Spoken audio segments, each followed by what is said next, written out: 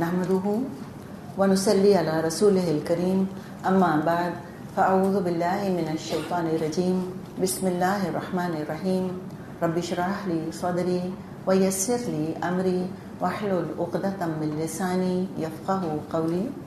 سورة الانبیاء آیت نمبر 11. وَكَمْ قَصَمْنَا مِنْ قَرْيَةٍ كَانَتْ ظَالِمَةً وَأَنشَأْنَا بَعْدَهَا قَوْمًا آخَرِينَ. کتنی ہی ظالم بستیاں ہیں جن کو ہم نے پیس کے رکھ دیا اور ان کے بعد دوسری کسی قوم کو اٹھایا. یعنی اللہ تعالیٰ انسانوں کی غفلت دور کر رہا ہے. ہم نے پڑھا تھا نا اقترب للناس حسابهم وهم فی غفلۃ معرضون. غفلت دور کرنے کا طریقہ عبرت دلانا ہوتا ہے. کوئی ریئل لائف ایگزامپلز ہیں جو کہ ڈسکس کیے جاتے ہیں تاکہ لوگ سبق سیکھیں اور الرٹ ہو جائیں. تو اللہ فرماتا ہے کہ کتنی ہی بستیوں کو تو ہم نے پیس کے رکھ دیا, توڑ کے رکھ دیا. اور کیوں توڑ دیا ان کو؟ اس لیے کہ وہ ظالم تھیں. ظالم دو طرح سے ہوتا ہے انسان, شرک کرنے کی وجہ سے اور انسانوں کی حق تلفی کرنے کی وجہ سے. اس لیے اللہ نے ان کو تباہ کر دیا کہ وہ شرک بھی کرتی تھیں اور انسانوں کی حق تلفی بھی کرتی تھیں. تو ہمیں یہ پتہ چلا کہ صرف قدرتی آفات کی وجہ سے, نیچرل ڈیزاسٹرز کی وجہ سے قومیں تباہ نہیں ہوتی کہ زلزلہ آ گیا یا کوئی نیوکلیر ایکسپلوژن ہو گیا یا کچھ اور ہو گیا. وہ بھی ایک ریزن ہے, اس کی وجہ سے بھی تباہی آتی ہے. لیکن ہمیں یہ یہاں پتہ چل رہا ہے کہ کچھ اخلاقی وجوہات بھی ہوتی ہیں, کچھ مورل ریزنز بھی ہوتے ہیں جن کی وجہ سے اللہ تعالیٰ قوموں کو, بستیوں کو ہلاک کر دیا کرتا تھا. اور پھر کیا ہوا؟ سب سے مزے کی بات, کوئی انڈسپینسیبل تو تھا نہیں. ان قوموں کی ہلاکت کے بعد دنیا خالی نہیں ہوئی. جیسے ہم بات کرتے ہیں رومنس چلے گئے تو کیا دنیا خالی ہو گئی؟ گریک چلے گئے تو کیا دنیا خالی ہو گئی؟ کوئی نہیں خالی ہوتی. فوراً ہی دوسرے لوگوں کو اللہ نے بسا دیا اور سب کی نسبت ڈائریکٹلی اللہ نے اپنی طرف کی ہے. وَأَنشَأْنَا بَعْدَهَا قَوْمًا آخَرِينَ. ہم نے بسایا اس کے بعد ایک اور قوم کو. فَلَمَّا أَحَسُّوا بَأْسَنَا إِذَا هُمْ مِنْهَا يَرْكُضُونَ. جب ان کو ہمارا عذاب محسوس ہوا تو لگے سرپٹ دوڑنے. اب یہ اللہ تعالیٰ جگا رہا ہے, عبرت یہ ہے کہ دیکھو یہ جو قومیں تھیں جن کا تم کو بتایا انجام کتنا برا ہوا, یہ قومیں بھی تمہاری ہی طرح اے قریش, تمہاری ہی طرح اے کافرو, قصہ کہانیاں سمجھ کر رسولوں کی دعوت کو جھٹلاتی رہیں. جب ان کو بتایا جاتا تھا کہ تم درست ہو جاؤ, ٹھیک ہو جاؤ ورنہ عذاب آ جائے گا, تو مان کر نہ دیا انہوں نے.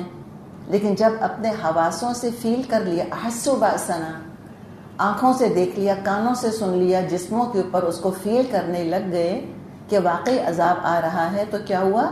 اذا ہم منہا یرکضون. تو اچانک اب بھاگ دوڑ شروع کر دی, بھاگنے لگ گئے. جب لگا ان کو پتہ چلا کہ واقعی عذاب آ رہا ہے تو سواریوں پر سوار ہو کر بھاگنے لگے کہ شاید بچ جائیں. خوف اور پینک کا اندازہ ہو رہا ہے کہ کیا پینک مچا ہوگا. جس کے ہاتھ جو سواری لگی اس نے لی اور اس نے دوڑ لگائی.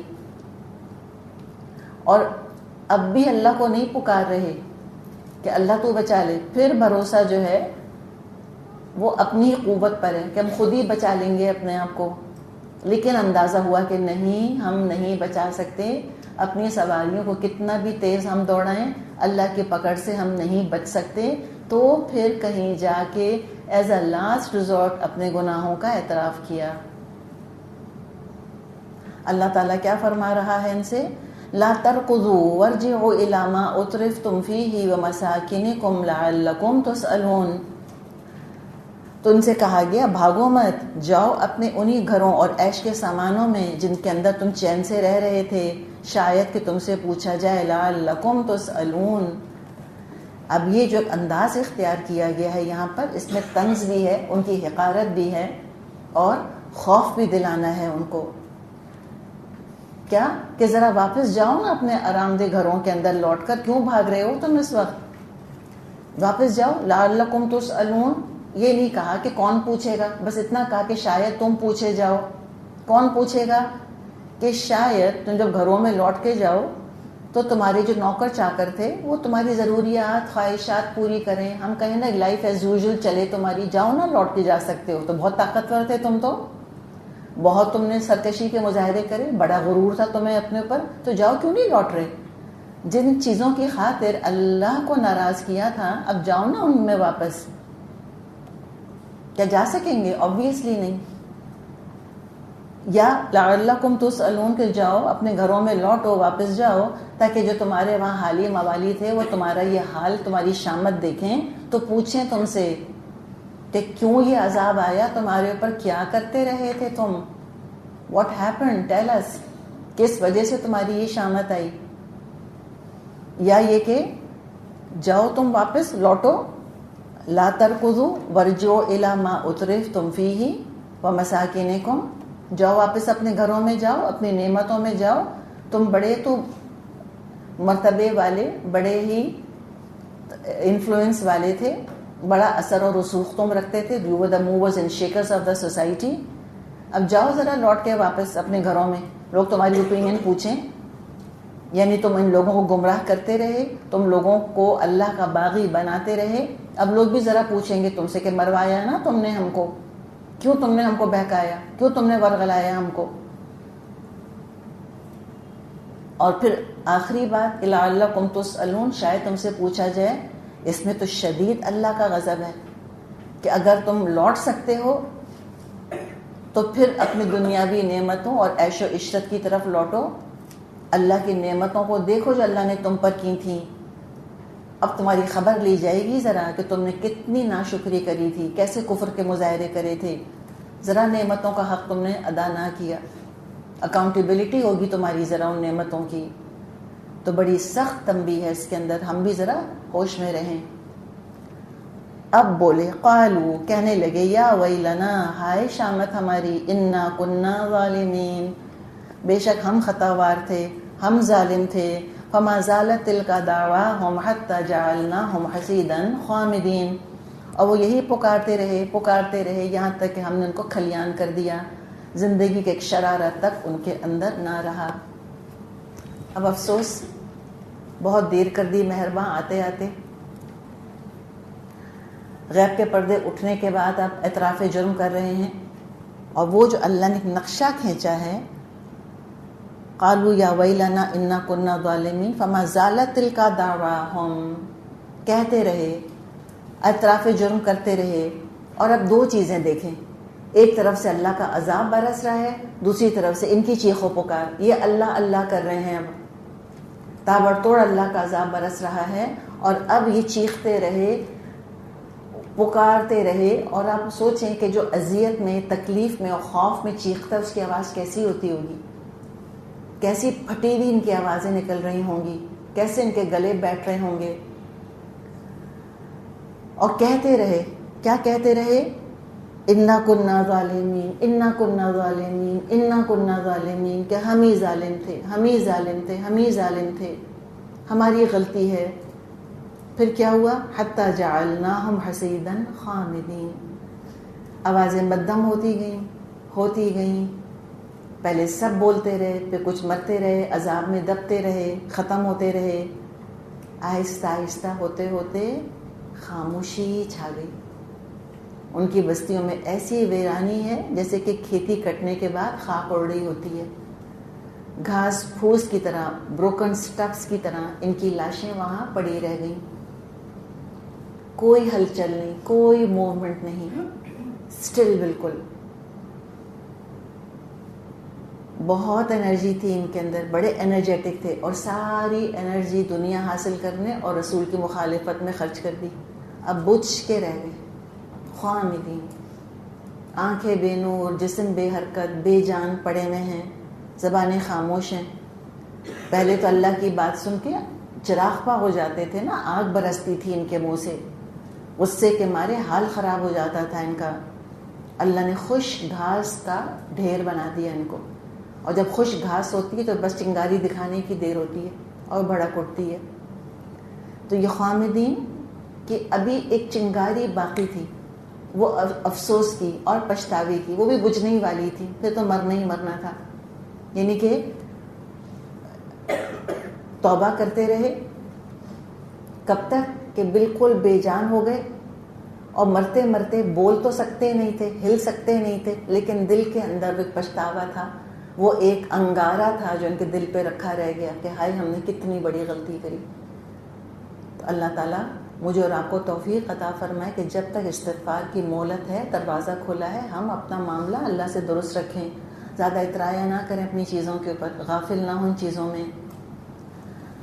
اس لیے کہ اللہ تعالیٰ نے بلا مقصد نہیں بنایا, خالی ہنسنے بولنے اور کھیلنے کودنے اور کھانے پینے اور پہننے اوڑھنے کے لیے نہیں ہے میں اور آپ. بڑی سنجیدہ اللہ نے تخلیق بنائی ہے میری اور آپ کی.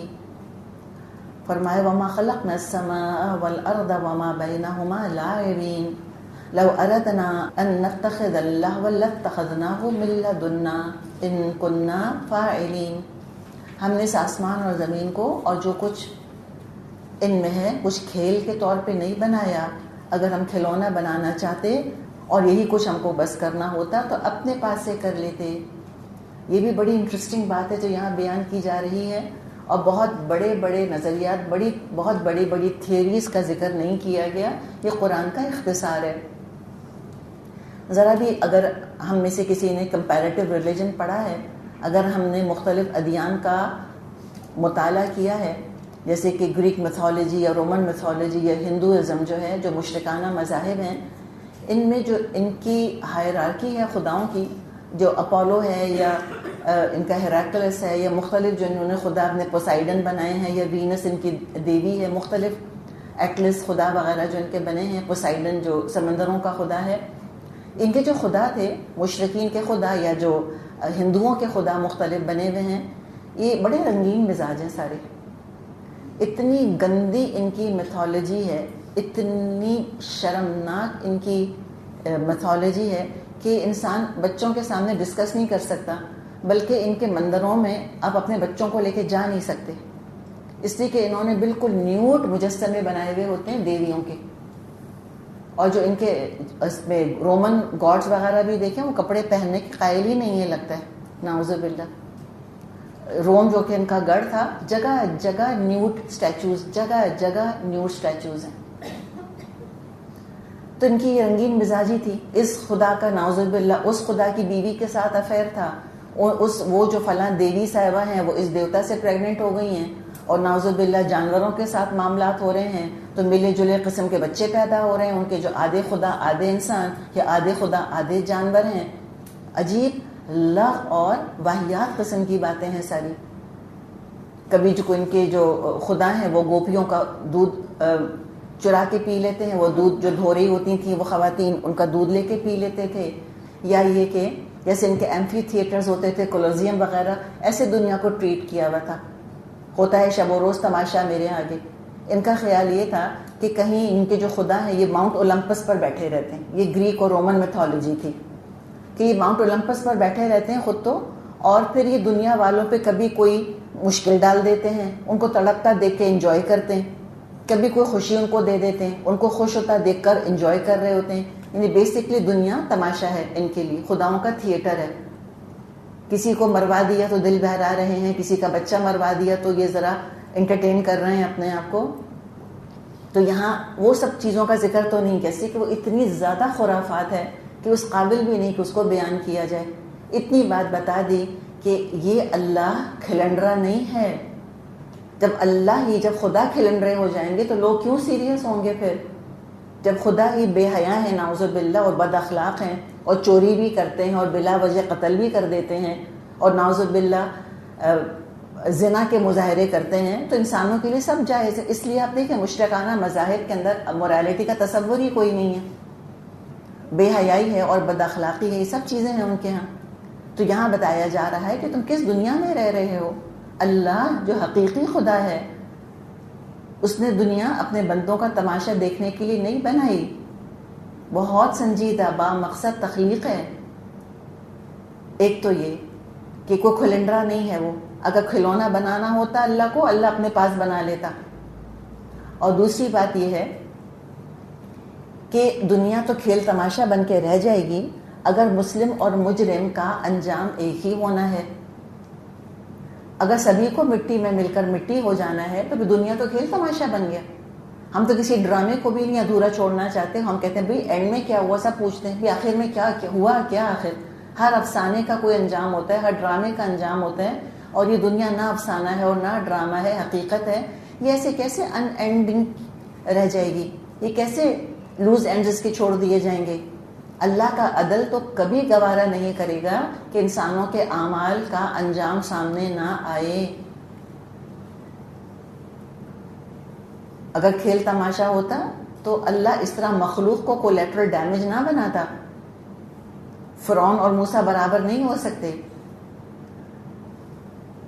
تو یہ پورے جو ان کی ساری جو ان کی سمجھیں کہ ڈوگما یا عقیدہ تھا مشرکوں کا, اس سب کو بس ایک آیت کے اندر, 2 آیتوں میں اللہ تعالیٰ نے سمیٹ لیا. اور یہ واقعی یہ پڑھنے والی چیزیں ہیں, کبھی پڑھ کے دیکھیں تو دل متلانے لگے گا انسان کا کہ کیا گندگی ہے یہ, کیا خرافات ہے یہ دین ہے کوئی. اور پھر سوچیں آپ کہ اس دین کے کروڑوں کروڑوں کروڑوں ماننے والے اس نامعقولیت پر ایمان رکھتے ہیں. کیوں؟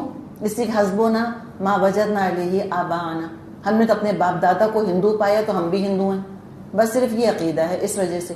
ذرا اللہ کہتے ہیں افلا تعقلون, عقل سے کام نہیں لیتے تم, سوچو تو صحیح کیا عقیدہ ہے تمہارا. تو اللہ تعالیٰ نعوذ باللہ ایسا کوئی کھلونا کھلنڈرا نہیں ہے, دنیا کھلونا نہیں ہے, تو ہم بھی اپنے آپ کو کھلونا نہ سمجھیں. خاص طور پر ہم خواتین کان کھول کے سن لیں, ہم گڑیاں نہیں بنائی گئی ہیں, ہم ڈالز نہیں ہیں کہ ڈال سے اپنا مقابلہ کریں. اور یہ نوبت آ گئی, گڑیوں سے کمپیئر کرتی ہیں عورتیں اپنے آپ کو. اللہ نے ہم کو ڈیکوریشن کے طور پہ نہیں بھیجا ہے یہاں پر. ہم بہت سنجیدہ مخلوق ہیں, اللہ نے ذمہ داریاں رکھی ہیں. اللہ کی نظر میں بہت زیادہ اہم ہوں. اللہ تعالیٰ نے جو ناک آنکھ کان مجھ کو دیے ہیں, ڈیکوریشن نہیں دیا اللہ نے مجھ کو کہ سجانے کی فکر بھی زندگی گزار دوں اپنی, بس کہ میرا مقصد پیارا لگنا. کس نے کہا ہے یہ, کہاں لکھا ہے کہ تمہارا مقصد جو ہے وہ دنیا سجانا ہے؟ سجانے کے لیے اللہ نے چاند بنایا, سورج بنایا, اللہ نے چاند تارے بنا دیے, اللہ نے تتلیاں بنا دی, اللہ نے پھول بنا دیے. تو ہم کوئی تتلیاں ہیں, ہم کوئی پھول ہیں کیا؟ نعوذ باللہ. کوئی پبلک پارک ہیں کیا؟ نہیں, ہرگز بھی. بہت سنجیدہ کریشن ہے, اپنے آپ کو بڑا سیریسلی لینا چاہیے. سمجھے مقصد. اور افسوس کی بات, جس نے مقصد ہی نہ سمجھا اپنا, اس نے کیا سمجھا پھر؟ کچھ بھی نہ سمجھا, پتہ ہی کچھ نہیں اس کو. کھلونے ہی سمجھیں گے اپنے آپ کو, اور کھلونوں سے ہی کمپیئر کریں گے, اور زندگی بھر کھیلتے ہی رہیں گے. آج آپ دیکھیں کھیل کتنے سنجیدہ ہو گئے ہیں لوگوں کے لیے. لڑائیاں ہو جاتی ہیں, قتل ہو جاتے ہیں کھیلوں کے اوپر, ایک ٹیم کے ہارنے اور دوسرے ٹیم کے جیتنے کی وجہ سے. ہارٹ اٹیک ہو جاتے ہیں لوگوں کو. اب تو پتہ نہیں کرکٹ کا کیا معاملہ ہے. پہلے کہ 99 پہ کوئی پلیئر آؤٹ ہو جاتا تھا تو بعض لوگوں کے ہارٹ اٹیک سے انتقال ہو جاتے تھے. اتنا سنجیدہ ہم نے اس دنیا کو, ویسے اللہ نے کہا کہ لہو و لعب, کھیل اور تماشا, اور اس دنیا کے اندر کھیلوں کو مزید آپ سوچیں کیا ان کی حیثیت ہے. تو اس کا مطلب کیا ہے کہ مینٹلی بہت زیادہ پیچھے ہیں, اممیچور ہیں. بچے کھلونوں پہ لڑتے ہیں, بچے, ان کے لیے جان ہوتی ہے ان کی کھلونے. ایک گاڑی یہاں سے وہاں کسی نے لے لی, ایک گڑیا یہاں سے وہاں کسی نے لے لی, چاہے وہ گڑیا کونے میں پڑی ہوئی تھی, پلٹ کے دیکھا نہیں تھا اس کو, کوئی اور بچی آئی اس نے لی, وہی گڑیا چاہیے ہوتی ہے ایگزیکٹلی جو کسی اور کے ہاتھ میں ہے. یہ ہمارا حال ہے دنیا کے بارے میں, وہی ہمیں چاہیے ہوتا ہے جو کسی اور کے پاس ہے. ویسا ہی گھر, ویسا ہی جوتا, ویسا ہی جو کچھ کسی کے پاس ہوتا ہے. یہ ہمارا معاملہ ہے. اللہ کہتے ہیں نہیں بھائی, چھوڑو ان چیزوں کو, جو اصل مقصد ہے اس کو دیکھو. بل نقذف بالحق على الباطل فيدمغه فاذا هو زاهق ولكم الويل مما تصفون. مگر ہم تو باطل پر حق کی چوٹ لگاتے ہیں جو اس کا سر توڑ دیتی ہے, اور وہ دیکھتے دیکھتے مٹ جاتا ہے, اور تمہارے لیے تباہی ہے ان باتوں کی وجہ سے جو تم بنا رہے ہو. یہ بھی بڑی اہم اور بڑی گہری آیت ہے. اچھا جی, کیا بات ہو رہی ہے؟ حق کی اور باطل کی. حق ہے اللہ کی طرف سے, اور باطل ظاہر ہے ابلیس کی طرف سے ہے. تو دنیا میں ابلیس نے اور اس کے جو ساتھی ہیں, انہوں نے تو پوری کوشش کر لی کہ حق کا نام و نشان مٹ جائے. ان کا بس چلتا تو حق کو بالکل ہی ختم کر کے رکھ دیتے. لیکن تھرو آؤٹ ہسٹری دیکھا یہ گیا کہ جب باطل حد سے گزرنے لگتا ہے, اللہ اس پر حق کے ساتھ عذاب نازل کر کے اس کو مٹا دیتا ہے. کیسے؟ جیسے آگ, سمود, فرعون کے ساتھ ہوا. اسی طرح جو باطل انجسٹ آئیڈیاز اور آئیڈیالوجیز ہوتی ہیں، اللہ ان کو بھی حق کی دلیل کے ساتھ کاؤنٹر کرتا ہے. تو دو چیزیں ہیں، اگر کسی نے باطل کو حق کا روپ دینے کی کوشش کری اللہ اسے بھی نمٹا، اور اگر کسی نے باطل نظریات پھیلانے کی کوشش کری تو ان کو کاؤنٹر کرنے کے لیے بھی اللہ تعالیٰ نے حق کا بول بالا کرنے والے لوگوں کو تیار کر دیا. تو اگر لوگ اللہ کا انکار کروانے والے اور اللہ کو بھولنے اور بھلوانے کا ارادہ کرتے ہیں تو اللہ ایسے اللہ والوں کو کھڑا کر دیتا ہے جو اللہ کو ماننے اور منوانے والے ہوتے ہیں. یہ ہے دراصل جو بات کی جا رہی ہے کہ بل نقذف بالحق علی الباطل، اللہ حق کو باطل پر دے مارتا ہے، حزب اللہ کو حزب الشیطان پہ دے مارتا ہے اللہ تعالیٰ. اور یہ ہوتا چلا گیا. مثال کے طور پہ قوم لوط نے کیا ارادہ کیا تھا؟ قوم لوط نے ارادہ کیا تھا کہ سیکشل پرورژن کو نارم بنا دیا جائے، ہومو سیکشولیٹی کو نارم بنا دیا جائے. اللہ تعالیٰ نے لوط علیہ السلام کو بھیج دیا. کیا کیا؟ فَيَدْمَغُهُ، تو لوط علیہ السلام نے ان کا تو بھیجا نکال دیا. کس طرح؟ اللہ کا عذاب آ گیا ان کے اوپر. فَإِذَا هُوَ زَاهِقٌ، قوم لوط ایسی مٹی کہ وہ نام و نشان نہیں ہے اس کا. یا قوم شعیب کے بارے میں قرآن نے بیان کیا. قوم شعیب نے کیا کوشش کی تھی؟ کوشش یہ کی تھی کہ بے ایمانی کو اور ناپ تول میں کمی کو ایکسیپٹیبل بنا دیا جائے، اس کو اسمارٹ بزنس پریکٹسز کا نام دے دیا جائے، کوئی بھی خوبصورت ٹائٹل دے دیا جائے، باطل کے اوپر کوئی ملمہ چڑھا دیا جائے. تو کیا کیا اللہ تعالیٰ نے؟ بل نقذف بالحق علی الباطل، اللہ نے حق کو دے مارا اس باطل کے اوپر. اللہ تعالیٰ نے شعیب علیہ السلام کو بھیج دیا دلائل کے ساتھ، اور جب نہیں مانے تو فَيَدْمَغُوهُ فَإِذَا هُوَ زَاهِقٌ، جب نہیں مانے وہ لوگ تو پھر اللہ تعالیٰ نے ایسا ان کو عذاب دیا کہ وہ ایکسٹنکٹ ہو کے رہ گئے. تو یہ تو ہوتا رہا تھرو آؤٹ ہسٹری، اور آگے بھی ہوگا. آنے والے عیسیٰ علیہ السلام بہت دور نہیں ہے وہ وقت. اللہ دے مارے گا حق کی طاقت کو باطل کے اوپر، ایسے مٹیں گے کہ دوبارہ نظر نہ آئیں گے، ختم کر کے رکھ دے گا اللہ تعالیٰ ان کو. اسی طرح ہم دیکھتے ہیں کہ دلیل کے اور توحید کے دلائل کے میدان میں اللہ کے کلام کا آج تک کوئی مقابلہ نہیں کر سکا. جتنے دلائل اس کے خلاف نکلے اللہ نے کھڑا کر دیا اللہ والوں کو، جنہوں نے کاؤنٹر کر دیا ان کو. اور بڑے بڑے علماء الحمدللہ اٹھے ہیں جنہوں نے کہ دفاع کیا ہے اسلام کا، کوئی ان کو نہیں ہرا سکا. تبھی تو دیکھیں آج تک حق موجود ہے. 1450 سال گزر گئے، 1442 ایئرز. کتنی کوششیں ہوئی ہیں اسلام کو مٹانے کی، کتنی کوششیں ہوئی ہیں اللہ کو بھلانے کی، کتنی کوششیں ہوئی ہیں نبی اکرم صلی اللہ علیہ وسلم کو بدنام کرنے کی. آج تک کروڑوں کروڑوں درود بھیجتے ہیں آپ کے اوپر، اور سچی بات ہے کہ آپ کے نام پہ جان دینے کو تیار ہیں. ایون جو لوک وارم مسلمان ہوتے ہیں نا، ان کا بھی سارا خون چہرے پر آ جاتا ہے جب نبی اکرم صلی اللہ علیہ وسلم کی بے عزتی کرنے کی کوشش کرتے ہیں. بیک فٹ پہ انہی کو جانا پڑتا ہے پھر، جنہوں نے ایسی مذموم کوششیں کی ہوتی ہیں. وہی اپنی نظروں کے اندر چھوٹے ہو کے رہ جاتے ہیں، بلکہ اللہ تو غیر مسلموں کو کھڑا کر دیتا ہے دفاع کے لیے. جب مسلمان عورت کے حجاب کے اوپر اتنا ہنگامہ کیا تو نان مسلم عورتیں حجاب پہن کر آ گئیں، خالی مسلمان عورتوں کے ساتھ سولیڈیرٹی کا مظاہرہ کرنے کے لیے کہ ہم ان کے ساتھ ہیں. تو یہ تو اللہ تعالیٰ کا طریقہ رہا ہے ہمیشہ. تو دلیل کے میدان میں کوئی ہرا نہیں سکا، ورنہ تو کب کا حق مٹ چکا ہوتا، اسلام کا نام و نشان نہ رہتا. بس ایک نام ہم سنتے کہ ہاں اسلام کا کبھی کو مذہب اٹھا تھا. اسلام کی ہستی جن کا نام محمد تھا وہ بھی کبھی عرب میں آئے تھے، بھولی بسری داستان بن جاتے اساطیر الاولین. کہاں ہم دیکھتے ہیں کہ اثر و رسوخ بڑھتا چلا جا رہا ہے اللہ کے فضل سے. اسی طرح انسانی فطرت کے اندر حق موجود ہے، حیا ہے، عدل ہے، انسانی حقوق کا پاس ہے، ہیومن رائٹس کا احساس ہے انسان کی فطرت کے اندر، توحید موجود ہے اس کے اندر. ان رجحانات کو لوگوں نے کتنا پروورٹ کرنے کی کوشش کری کہ حیا کوئی چیز نہیں ہے. لبریشن کا نام دیا، کانفیڈنس کا نام دیا، انڈیپینڈنس کا نام دیا. کوئی نہیں مانتا، سب کہتے ہیں بھائی یہ تو بڑا غلط ہو رہا ہے. بہت کوشش کی کہ والدین کو ایک بوجھ سمجھ کے، جیسے کہ جانور والدین کا خیال نہیں کرتے، تو انسانوں کو بھی یہ سبق سکھایا جائے کہ والدین بیکار چیز ہے، فضول ہیں، پھینکو اٹھا کے ان کو گھروں سے. کوئی نہیں کامیاب ہو رہا. پھر اب گورنمنٹس خود کہہ رہی ہیں کہ اپنے والدین کو اپنے گھر میں رکھو تم، یہ زیادہ بہتر ہے. وہ ان کے اپنے ریزنز ہیں، لیکن جو بھی ہے.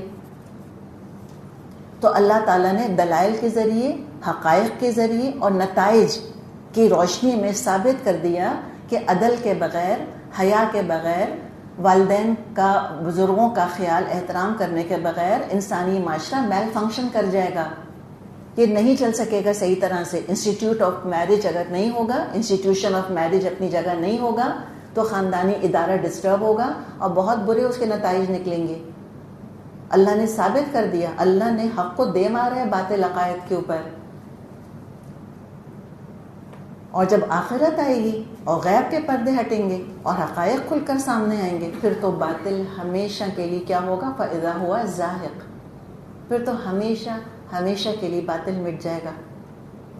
تو بات ساری کیا ہے کہ علم کا جہاد مومن کا اہم ترین جہاد ہے. لاجک اور دلیل سے بات کریں.